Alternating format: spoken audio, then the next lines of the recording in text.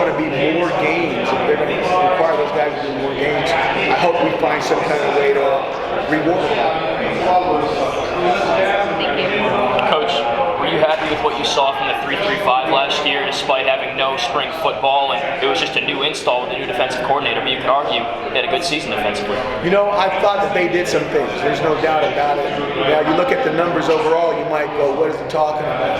But if you look at where we were at and where we were in games, I think the difficulties were how many points we were scoring, more so than what was being given up in certain stages of the game. So I am excited. I think that the spring has really helped the defense, and it's helped the offense as well, because they got an opportunity to break it down so kids can really study exactly what we're trying to get them to do and what it's supposed to look like. And I think it's going to be new and improved. I think we're going to be much better. Yes, sir.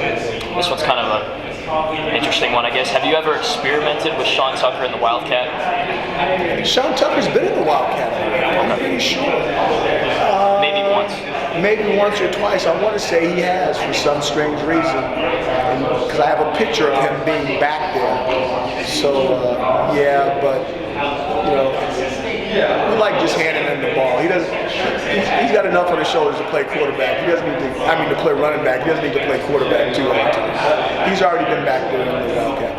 Gotcha. Thank you. Did you come out of the spring feeling better about the running back group? Yeah, I think the running back group is really deep. I really think it is one of our deepest, better rooms.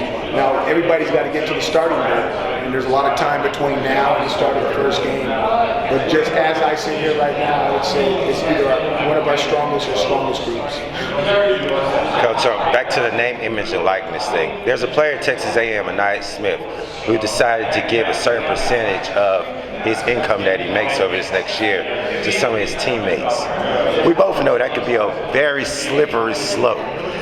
How do you approach that type of philosophy within the team? You know, that's, again, because what we're doing with name, image, and likeness is we're taking a team atmosphere and turning it into individuals. And you've been in a locker room before. Yes. So there's various personalities. You know, I'd be one of those personalities where if I had an opportunity to do something like that, I'd want to share it with others. Well, there's other guys that have been on my team that might not want to do is exactly the opposite, that they're not sharing it with anybody. Or watch this, or if they're going to share it, they're going to share it with their mom and dad and their family, or their cousin. So I don't think any of those scenarios are wrong. I think it just depends on where the individual is at personally that gets the name, image, and likeness contract. So how are y'all looking to handle that moving forward? Is that conversations y'all have had with the team? Those are all individual, again, the way the individuals want to handle it. It's their brand, it's their finances, it's their money. You know, I can say what I would like for them to do, but you know, that doesn't mean they have to do it, nor should I go ahead and voice my opinion on it. This is all your opinion, but I just have to ask this. You know, with the whole ongoing call me Deion coach, as far as I don't want to make it so much African American, as African American coach, you know that we've looked at, you guys are looked at on a higher pedestal. You want to hold a standard. When things like that tend to overshadow the team, what is your opinion on that, or how does that make you feel as African American that's been in this position for a while? I cannot talk. Deion Sanders is one of the best players I've ever seen. I ain't never seen anybody run down with a football doing this. I couldn't do that without getting caught. So I'm not going to. I can't comment on that. He's been in the limelight. He's an icon. I mean, he's beyond Deion. You know, I mean, I know some of his names. Everybody calls him Deion.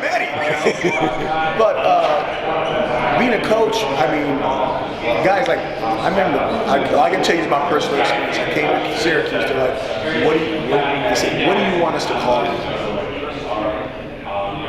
Call me coach. You know, that's what, if you say coach, I'm going to turn around. If you say Dino, I'm going to turn around. If you say Babers, I'm going to